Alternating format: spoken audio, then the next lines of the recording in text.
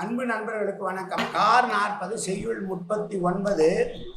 தலைவன் பொழுது முடிந்து விட்டது, விவசாயிகள் எல்லாம் தங்கள் தொழிலை செய்ய போய்விட்டார்கள், அவர் வரவில்லையே என்று ஏக்கத்தோடு இருக்கிற தலைவியை பார்த்து என்ன செய்வது என்று கேட்கிறார்.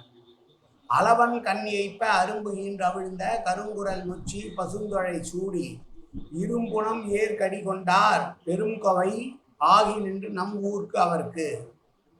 வண்டினுடைய கண்களை ஒப்ப அரும்புகளை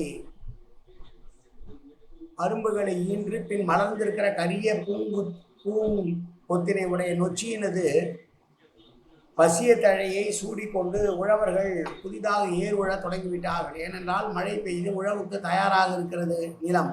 ஆனால் நம்முடைய தலைவர் நம்முடைய கண்ணின் மீது பார்வை படவில்லையே, என்ன செய்வது என்று தோழியானவள் தலைவிடம் கூறுகிறாள். நம் ஊரின் கண் பெரிய அலராயிற்று என்று சொல்லுகிறாள் தோழி தலைவியிடம். அவிழ்ந்த என்பது மலர்ந்த என்கிற வார்த்தை.